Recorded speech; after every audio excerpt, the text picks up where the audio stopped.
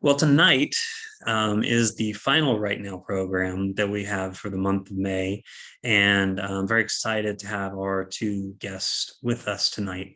We're going to be joined by Nina Owen and Peyton Garland. And as soon as they get up here, I'm going to tell you a little bit about them. But we're going to be talking about the memoir, writing both memoir or just nonfiction in general. And we've got a whole list of questions we're going to work through on the do's and don'ts of writing nonfiction and writing memoir. So a little bit about our panelists tonight. Nina Owen has a Bachelor of Arts degree in journalism from the University of Memphis. Throwing It All Away is Nina's first book. Although writing was her first love, for practicality's sake, her career has been in the hotel industry, where among many other operational and sales tasks, she has been utilized as a content writer. Nina lives in Metro Atlanta with her husband, two wonderful daughters, a Great Pyrenees, Sadie, who I got to meet earlier. She's right there in the room, and the family cat Goose, which is a great name for a cat. When not writing, she enjoys playing tennis, hiking, and reading. And she is joined by Peyton Garland. Peyton is an author who uses her OCD disdain for legalism. I want to know more about that already. And obsession with Jesus rap to showcase just how good God's goodness is. She lives in the Atlanta suburbs with her boo. You made me say that, and that's not fair. Josh. And their two furry babes, Alfie and Daisy. And Not So By Myself is her first book. So first and foremost, welcome. Very, very happy to have you both here. Thank you so much. All right. So we're just going to dig right in. First of all, I want to congratulate you both on having a first book out. That's not a small accomplishment at all. And I also have a distinct pleasure of having seen you both at programs before. So I have actually seen you both in person, and that is almost a remarkable thing anymore. I'm definitely glad to have you guys here. And so we want to talk a little bit about, I think we're largely going to talk about nonfiction as a sort of generalized thing, but definitely touch on the memoir. And the most important thing when writing memoir is that details matter. And my first question to you both is, what do you do to make sure that you had them right in your books? And we'll start with you, Peyton. Oh, that's a really good question. Would you mind? Thank you. I'm just going to say thank you. I'm going to take ownership of that question. Go ahead. That's a really good question. I think, well, it's hard when you talk about the specifics of memoir writing, and Nina, feel free to bounce off of me because I've been put in a family group message. Let me tell these people to be quiet on my phone. Family. Yeah, Funny, we're talking about family, so so I guess it's appropriate. Yeah. Okay, they should be gone now. Hopefully they're muted. But I think what's so hard for me when writing memoir is with specifics, you're being specific about your whole life. And so then you almost take your writing personally in a way that's not always optimistic. I know that's what was hard for me, is I was writing about things like mental health. I was writing about things that had to do with my father having post-traumatic stress disorder. And so what was so hard was when you're being specific with details, you're afraid you're offending other people, and you're also sometimes afraid you're offending yourself, if that makes sense. Like there's a lot of nitty-gritty specific details about you that you have to work through as you write. So it's not just a physical process of typing on a keyboard. For me, it was a spiritual and emotional process as well, with all the details. Yeah, I would agree with that. For me, I write about my son's suicide. So I was lucky to have his journals and things that he kept, and he was very detailed in his writing. Other things, just for the details, a lot of times, I talk to family, I talk to friends, like, do you remember this the way I remember it? And I also journaled throughout the whole time. And I think that helps to paint a picture. You want to use descriptive language, just like you do in fiction, to put the person there or the reader there. So yeah, it's the details do matter. Because I think even if you get a location, a description of a building wrong, a reader might be like, that's not quite right. And so I think it's really important to address those things. In talking about the details, a lot of what you just addressed, Nina, is covered through research, whether that's research into, in your case, your son's journals and any other friends or associates that he had that might be able to help you unravel his story, or whether it's getting events from the time, or whether it happens to be so. So how did you approach research? And I feel like, Nina, you may have just answered that question, so I'm gonna jump first to Peyton on that one. Now, when you were writing your book, how did you approach the research part of this? I honestly trusted family for some of it, because I go back a little bit into my childhood, and there were things where I had to, it was a phone call to mom or dad to say, hey, I think I remember this right, but I'm not sure. So for me, it was not so much like Googling things. It was calling very close family and friends I could count on, who were physically there at the time, and I could bank on giving me accurate information. Okay. I don't want to skip over you entirely. So if there's anything you had to add on research. I was just going to say, you can't read enough online about your topic. So whatever your topic is, you'll never run out of things to read about it and research about it, because you want to be knowledgeable in a nonfiction book about what you're talking about. And so, I mean, I did rely on Google a lot. I relied on the weather.gov website to know what the weather was on a certain date, things like that. Yeah, I mean, Google was my friend at times. They're smart though, Nina. I love that. With the weather and all the details. I think that's fantastic. Yeah, I think that's good. I know that you mentioned that, and I have actually had conversation with writers before who have said that somebody had approached them before about the weather not being correct on a specific day. So yeah, the details really do matter to your reader. Maybe not to all of them, but there are certainly people out there who will pay attention to things like that. Now, some of what we're going to talk about is going to cite the differences between fiction and nonfiction. And one of those in fiction that comes up all the time is the question of whether or not a novelist outlines or just flies by the seat of their pants, the whole pantser versus plotter thing. Now, when writing your works, did you outline it, or did you have some means of structure that helped you piece it all together? And we'll start with you on that. Well, I downloaded Scrivener to begin with, and I knew I wanted my book in parts, and I knew it wasn't going to be necessarily chronological. So just trying to decide which chapters went into which part, the outline did really benefit me. I mean, I'm sort of a structured person anyway. That's how I work best. But when it came to the actual writing, I would write individual scenes rather than just, address the outline at first. Okay. For me, my publisher required a very specific chapter detail, like in my initial proposal. So a chunk of my outlining came before I even signed an offer letter with my publishing house.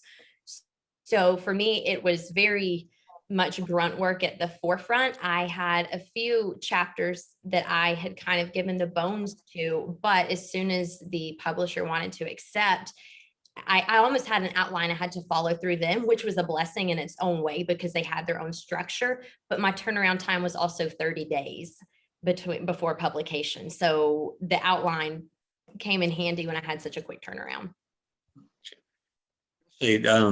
One of the things that I was curious about is how you got to the point of publication, because the nonfiction process and the fiction process are two entirely different things. So when you're dealing with fiction, you're going to have to, you may get an agent or editor's interest on a small amount of material, but you're not going to actually get an agent or a book deal until you have a completed manuscript.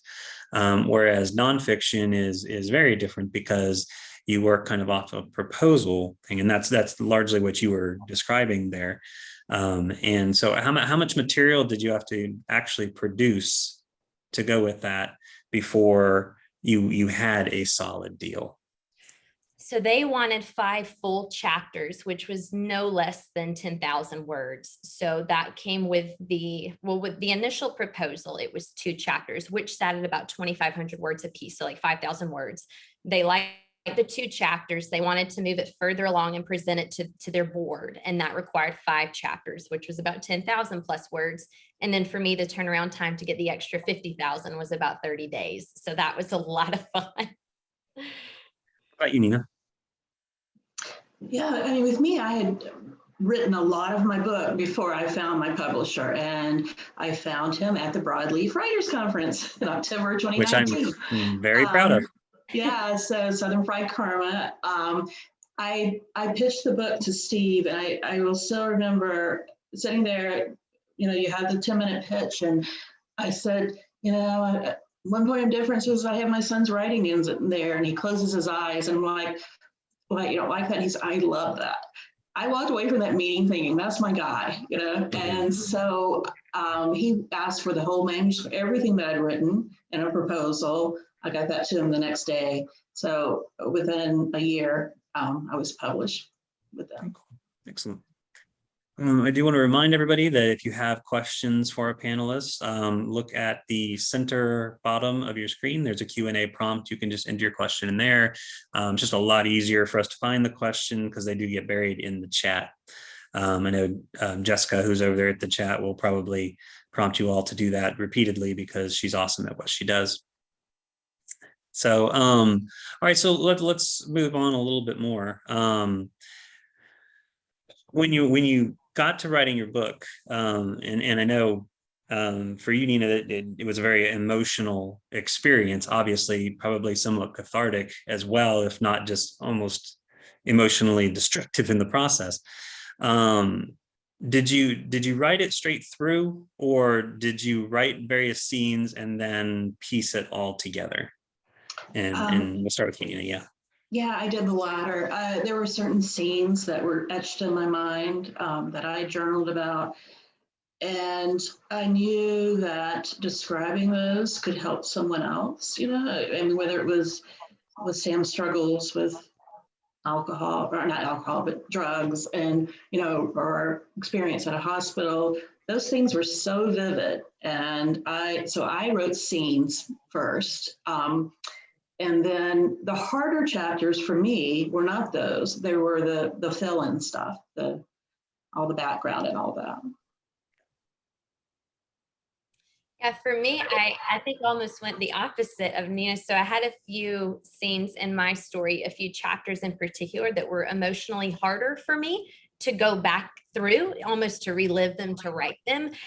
And so I churned out my more informative, less emotionally pulling chapters. I pulled those out overnight. That was a very quick process for me. And I saved the ones that I knew were going to be much more emotionally challenging for later.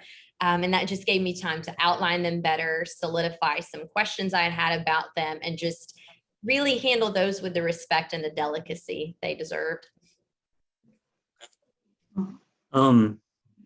Making notes as we go because we've got lots of questions piling up over here. So definitely in writing personal journeys that have to do with family or family members, whether they're living or deceased, you feel like you have to kind of toe the line somewhat. You have to be able to tell the story and get the facts right without upsetting the apple cart, without upsetting family members, without causing more trouble in your life, I guess is the best way to put it. So how did you manage that? How did you manage to write emotionally important stories that involved family members and do so without worry over hurting feelings? And Peyton, we'll start with you.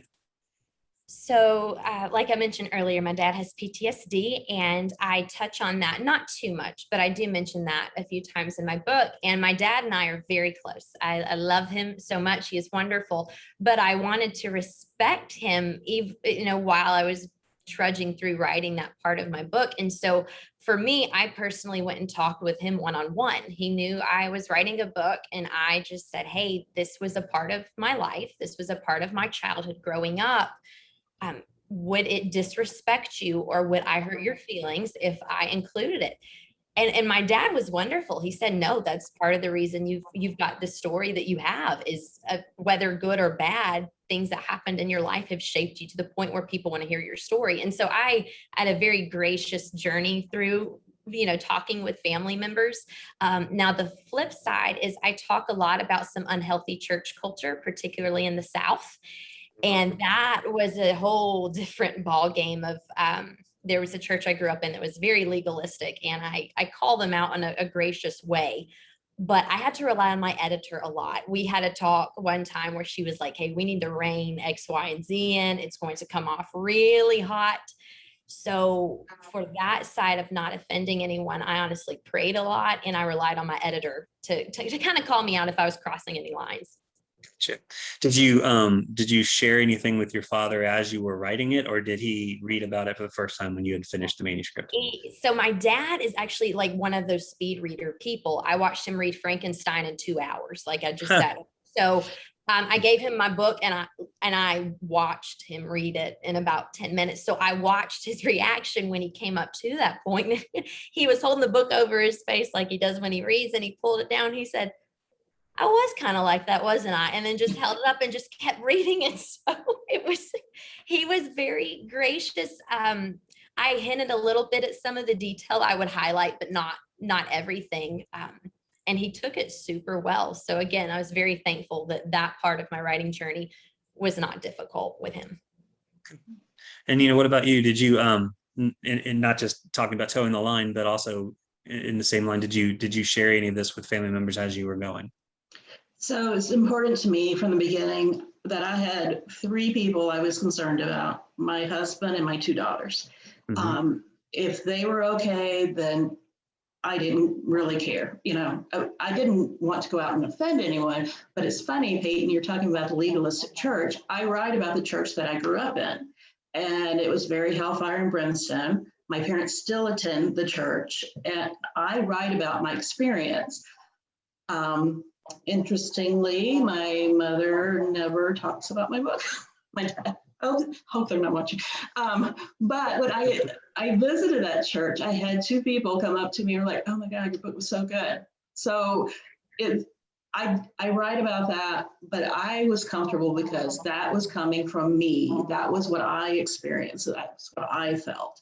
I was careful not to, offend anybody, certainly not my parents or anybody. I also let my sister read some of the more delicate chapters before, and what do you think Mom and Dad's reaction is going to be to this? And so she was really helpful with a lot of that. But, yeah. I know we have some business side of the questions that we want to get to, but there's a couple of notes that I made here that I want to circle back to. Peyton, you had said something in the very first answer about taking your writing personally, which is a phrase that I love. But it made me then think about what happens once you've finished it and you're handing it off to somebody who is professionally required to give you their feedback. And then a step further from that, when people start reading it and wanting to give you their input. So I'm curious now for both of you, what was that experience like for you, this being your first book, of actually finally having this point where somebody is professionally giving you critique on it, and then getting to a point where people are actually reading your book and giving you feedback on that? And Nina, why don't you start that one? Well, it was scary, very scary. Terrifying. It's terrifying. It's hard, but I do believe critique helps. And so I participated in some workshops where we critiqued each other's work. And I think I gained a lot of help from those, where, just rewriting chapters and stuff. It was really helpful to do those sorts of things. And I guess I started getting more confidence in my writing when I would go to these workshops, and that was really helpful. But when the book was first published, and I had a little book signing at the clubhouse in my neighborhood, and sold 150 books, whatever it was, I was terrified about what the reactions were going to be. But they were overwhelmingly positive. Everybody in my community has been really, really supportive. For me, I kind of pushed off my first editor's phone call as long as possible because I felt very vulnerable and very exposed. And I don't know why I was afraid of her when my book was going to be in front of hundreds of other people. Um, but I think it was knowing she was going to critique and knowing that I had to separate her critique from it being such a personal thing. Like, it's not her attacking Peyton, it's her trying to grow Peyton's writing process. So that was fun. But I have a wonderful, wonderful editor. And so I was kind of like Nina, where I had a personal book signing event, had lots of local people come get it. And you don't think about it until you've signed the book and you've smiled and you've handed it to them. And you're like, oh, I hope you don't read page 47. Like, just by some miracle, it just doesn't happen. Like, oh, ex-boyfriend's mom, here's a copy. The guy with the tattoos is not your son. It's the other guy with the tattoos. So there were just lots of those moments where I went, oh, it's just, I don't know how you're going to take this. Mm-hmm. But eventually you sit back and say, this is my story. These are my experiences. And I have an underlying message that still needs to get to people. And so if you were part of the experience, you were part of the experience. Yeah. All right. Got a couple questions in here, and I'm gonna go ahead and dig into those, and then we'll get back to our questions. First question, statement first, then question. I was writing from the perspective of what I observed, and when I researched, I learned some things about the situation at a university that I was not aware of at the time. So should I say something to indicate I'm citing an outside source? Also, I was given the advice to make my memoir more like a novel, and I tried, but I'm uncertain about that. I think making your memoir more like a novel is a great idea. I mean, I think that makes it readable. I never really worried about citing sources unless it was a statistic like from NIH or the CDC or whatever, something like that.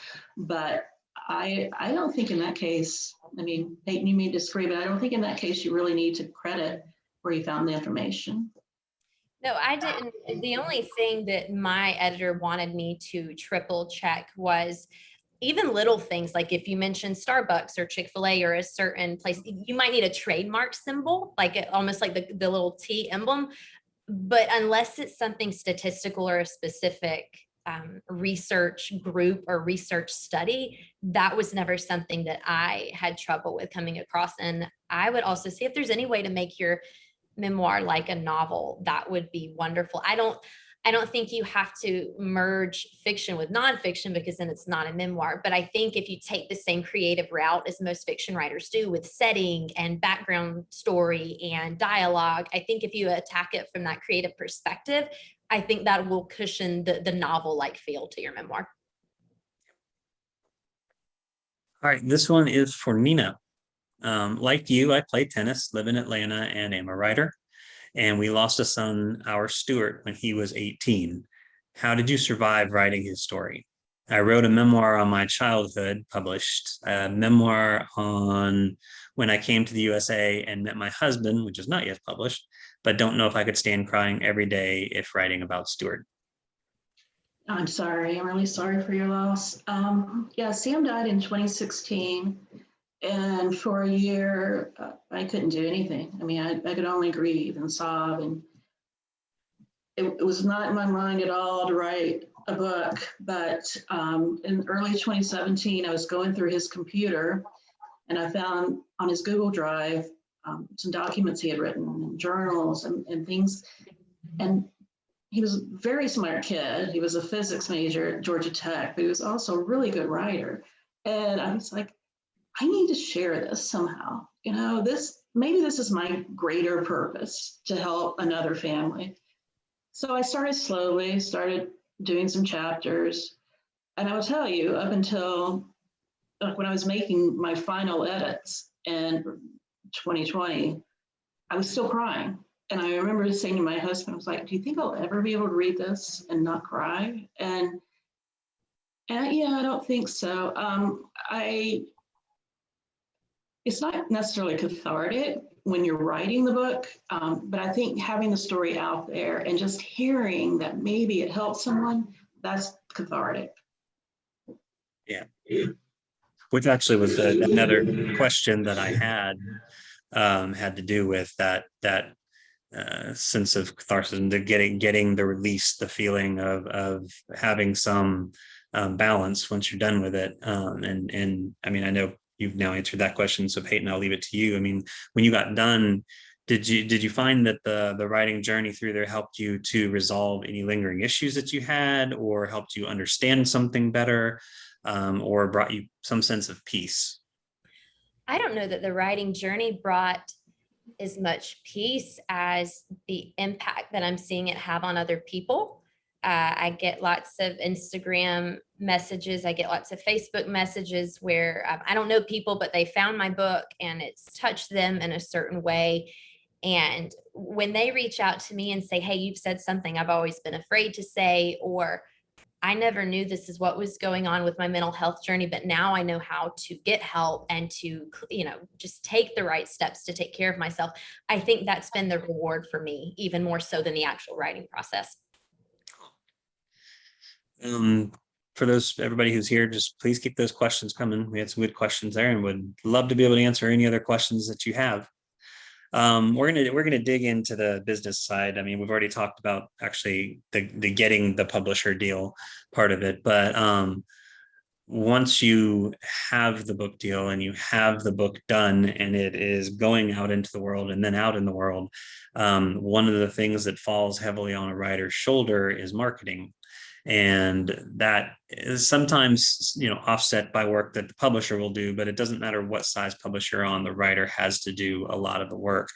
So what kind of marketing strategies are required for nonfiction that a novelist may not have to think about?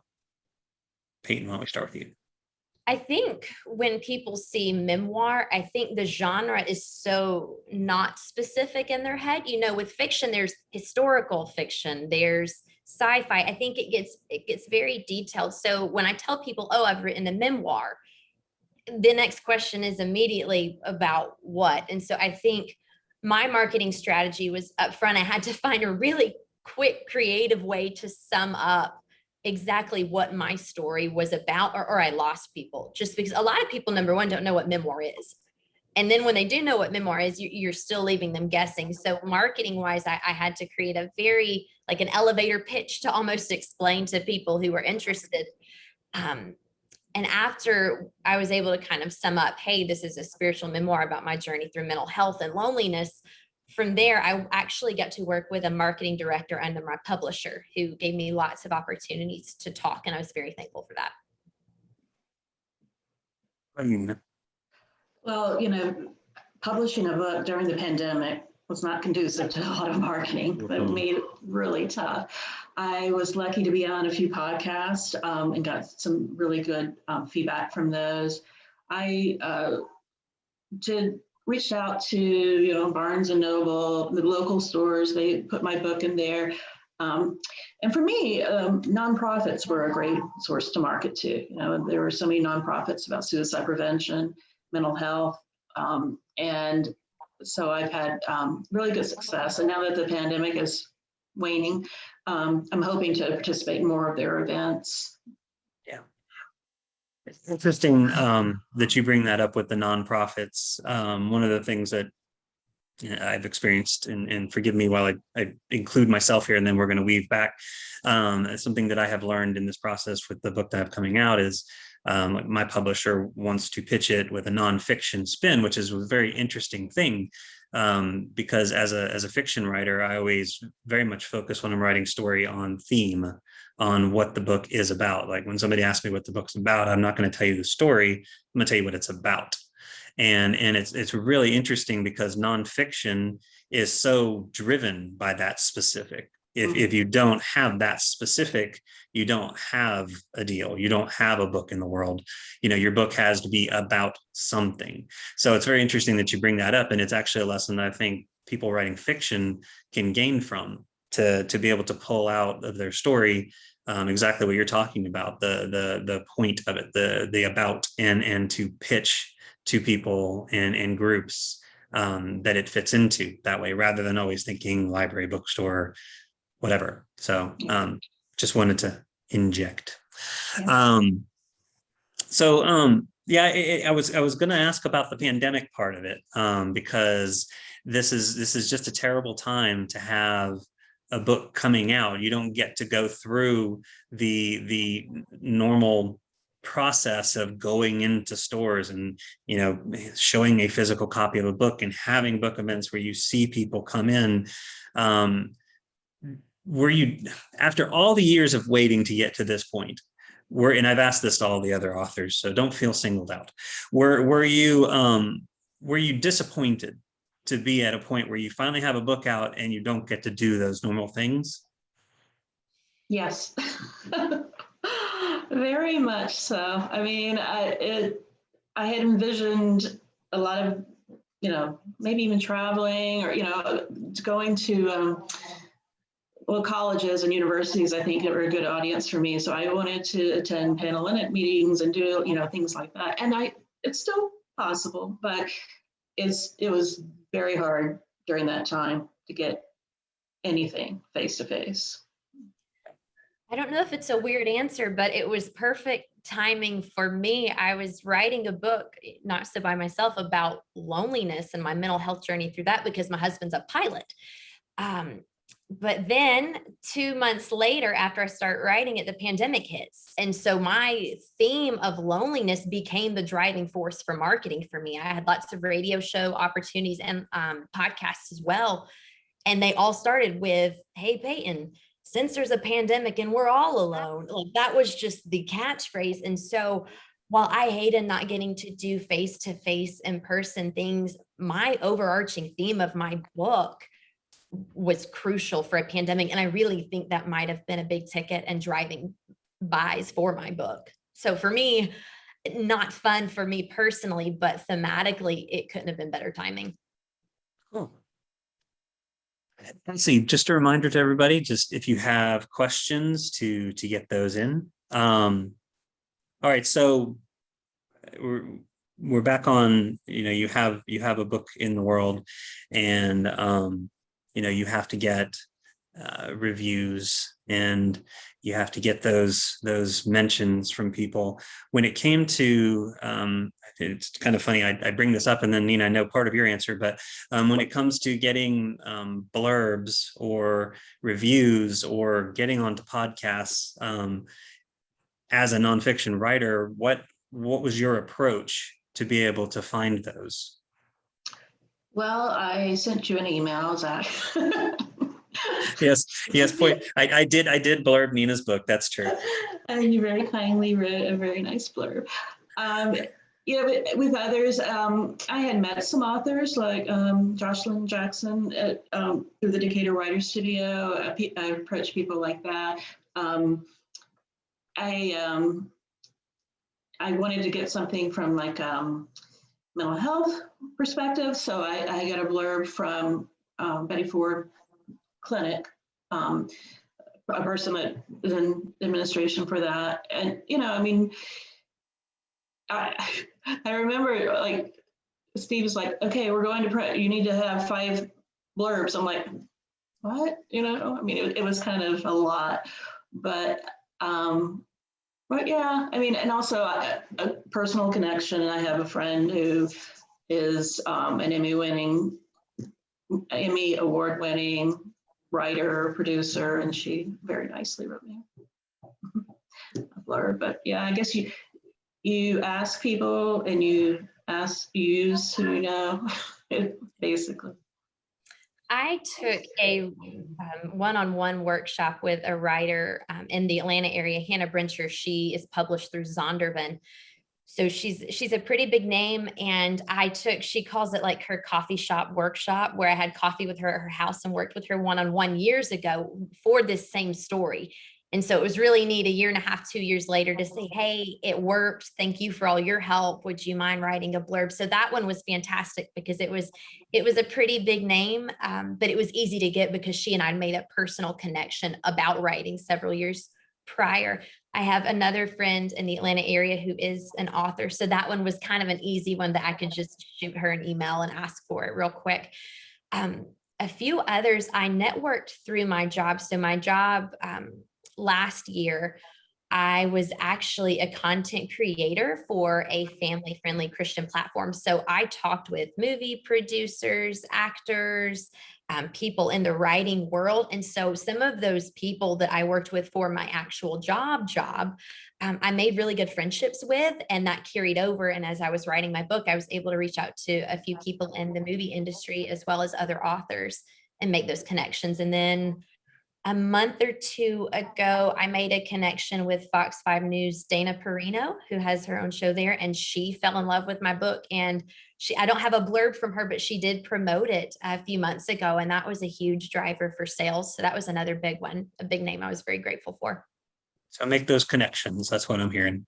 All right, we've got a couple of questions coming in. Here's one. When do you think you have to ask permission to use characters' names, and when is it best to give fake names? I never gave fake names because I'm such a rule follower that I felt like I was lying and it just ate at my soul. But I don't know that it'd be that big of a deal. But when details got to where they were not only personal, but where I think if the roles were reversed and I was on the other side, I kind of just put myself in the other person's shoes and said, if this is something that would make me go, or thanks a lot for not asking, that's when I would go to that person one-on-one and ask them, because most people who are in my book are core people who shaped me in one way or the other. And lots of them were actually for the good. And so I felt comfortable asking people, hey, here's my story. Here's where you come in. Are you comfortable with this? Yeah, I had a pretty big cast of characters, I guess. There was one person in particular, I did not want to use her name. I just knew it was not going to be good for her or for her family or whatever. So I put in the front of my book, some names have been changed to protect people's privacy. With different doctors and people like that, I would usually just use an initial, like Dr. R or whatever, because it would have been a little overwhelming for me to have gotten verbal permission from everyone. But I try to keep people's identities, except for family, pretty quiet and pretty. Yeah. I haven't had any complaints about anybody saying you called me out on this. All right. The next one is about comps, and I'm going to, and this is from Anna, I'm going to rephrase here because it's a statement here, and she says she's having trouble finding comps. And so I guess the question would be, how does one go about finding a comp to the type of book they're writing? Ooh, Nina, I'll let you start this one. Okay.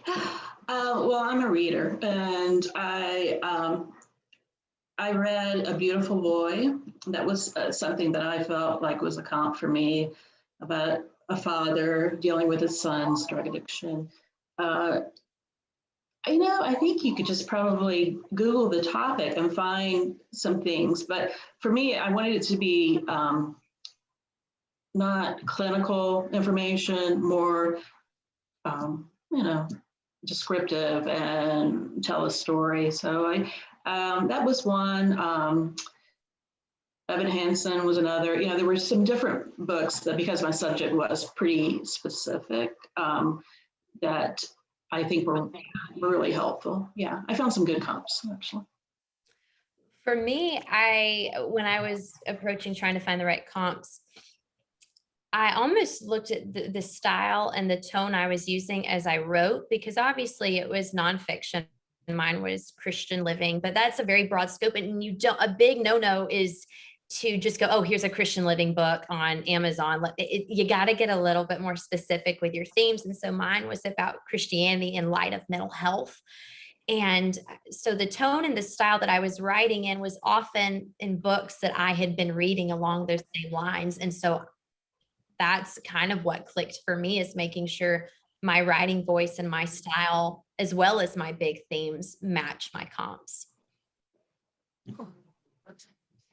All right. So we've talked several times about making connections and such. And so, that's definitely something that writers should do.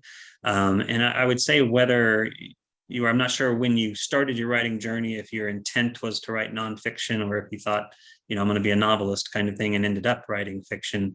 But what kind of advice would you give a writer who is just getting started, who's just beginning their journey, but dreams of reaching that point of publication? It's like the one big thing. For me, so a book that I love is The Art of Rejection. And it's just go get it on Amazon. It's wonderful. But it talks to you about facing rejection and seeing it as an opportunity for growth. And it also, it gets into the nitty gritty statistics that like no will not happen forever. It's statistically impossible, but it's only statistically impossible, if you don't stop what you're doing. And so when I was at the Broadleaf Writers Conference and I was pitching to Caroline George, I think it was 2 years ago, she looked at me right before I got up and she said, just don't quit. She said, it took 7 years for me. She said, just don't stop and you will get here. And so I have The Art of Rejection statistically in the back of my head, but I also have her encouragement, her words from the Broadleaf Writers Conference in the back of my head as I'm writing and getting rejection letters and writing and getting rejection letters. And I actually started keeping a sticky note of my rejection letters because I said, one day there's going to be a yes. And I'm going to get to look back and say, all of those no's just got me a yes. So it'll happen if you're just willing to work with it and see rejection as an opportunity for growth. Yeah, I would say also just write a lot, journal, the more you write, the better you get at it. And the more your subject becomes real to you. It is hard getting those rejections. You can buy the Writer's Market book and go through there and you send these things. And although they swear they've read it, you wonder because your friend also got the same rejection letter. It's hard. It really is. If at all possible, if you can attend a conference where you can personally pitch, I think it's key. I mean, it worked for both of us. And I just think sometimes everybody gets so much email, right? And that something that stands out, a face-to-face or, whatever you can do to stand out to people. But definitely just write every day, all the time. Not all the time, but definitely as much as you can. That's interesting. You mentioned The Art of Rejection, and I always like to get like an author's favorite book that helps them with writing. But I kind of want to do two things here because you both have answered a question I have independently. So I'm going to give you each the question that you didn't answer. So for you, Peyton, Nina had mentioned Scrivener earlier, which I highly recommend for every writer to pull things together. Is there something that you use to help you keep all your notes and research data and everything as you were writing your manuscript together? It sounds really simple, but I kept a folder in Google Doc.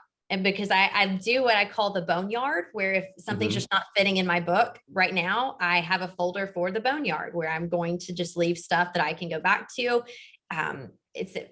Google Doc just works for me. There's a folder, you click on it and you can have multiple files underneath it and it's all in one place. And what I liked is I could access that from my phone because I have lots of good thoughts while I'm driving or while I'm not near my laptop. And so to have any sort of app or storage that you can just grab your phone and hop onto is a big help when your brain's being super creative and you're not near your laptop.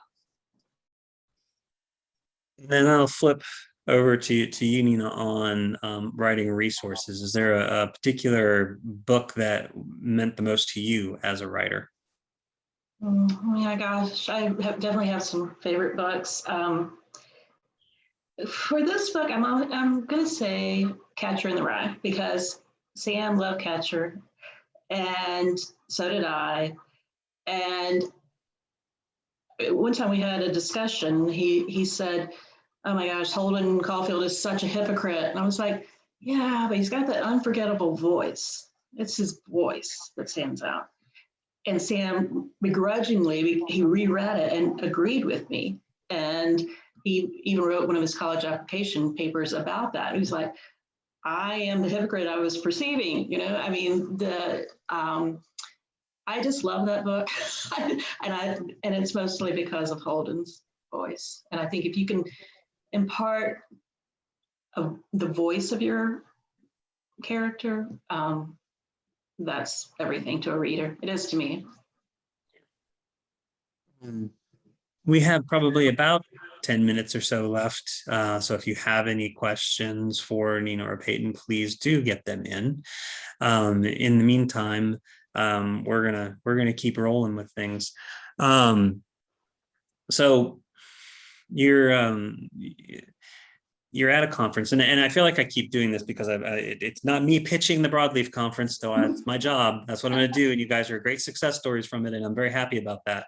But I always try to. It becomes part of my job and my team's job when doing these one-on-one pitch sessions to help writers calm themselves before they go in. What I'd like to ask from both of you is, in your experience, and not just at our conference, but anywhere in these pitch sessions, it's such an important part of a writer's journey. And what advice would you give writers who have yet to do these and are looking at them in a sort of, that is like jumping off a cliff kind of thing? I would say be prepared. Don't go in there just, flying it, but solo or whatever it is. I think also, if you can display confidence in your story, you're gonna mess up. One person I pitched to is an agent at Broadleaf, and she was like, "Oh, I like your outfit." And I was like, "Okay, then." And started pitching. I was like, "Oh wait, you said you like my outfit. Thank you." But just be yourself, but be prepared, I would say. Mine's pretty basic. Bring a snack and a jacket. I was freezing cold at the conference because I'm always cold.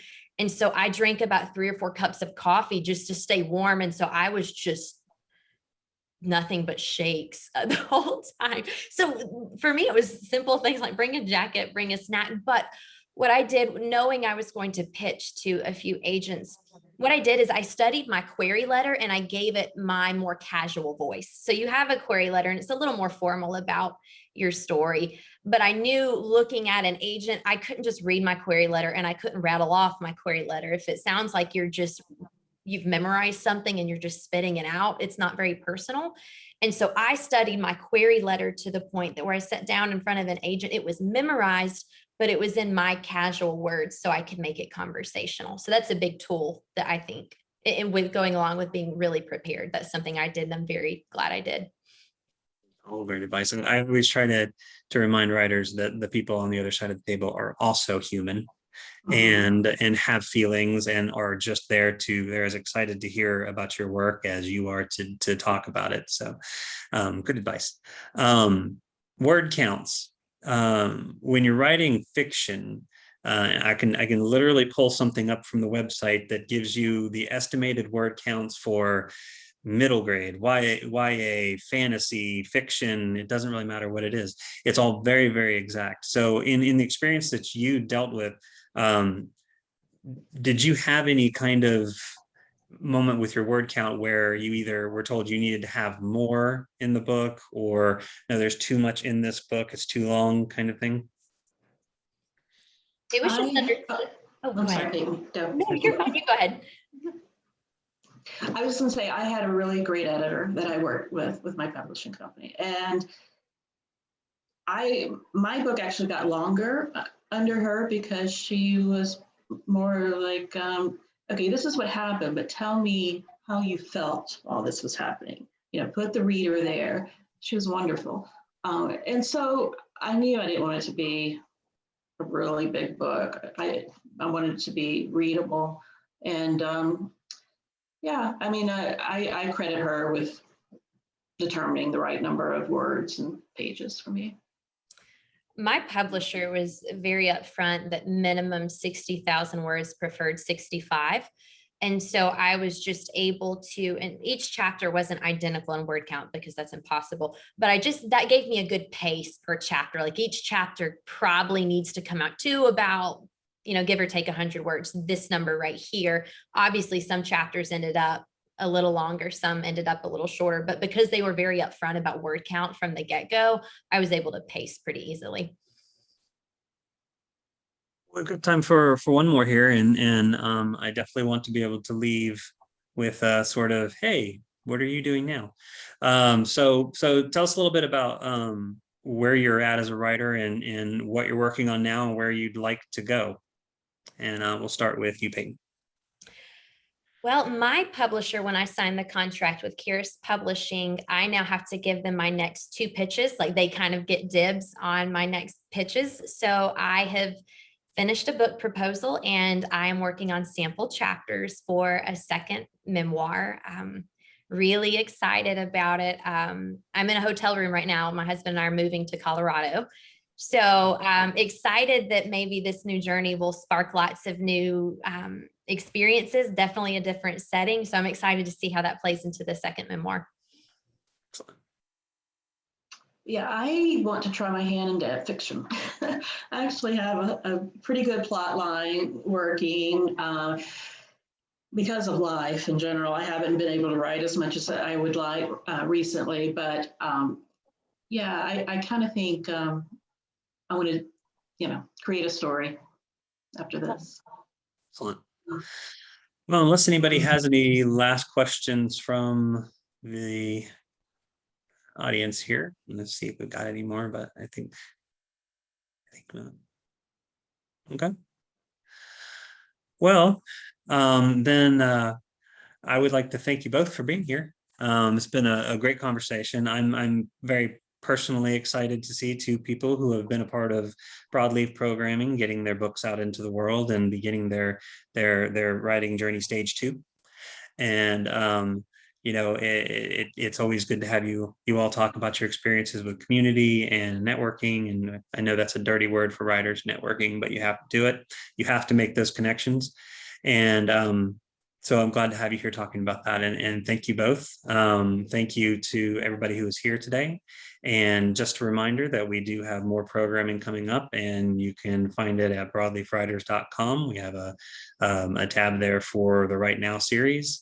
All of our previous Right Now videos are on our YouTube channel, which is just Broadleaf Writers Association. And if you're interested in getting our newsletter, you can sign up for that on the website, and you'll get updates on other programming, community news, conference stuff, everything that we have for you. So thank you all for being here tonight, and we will see you next time. Thank you. Yeah.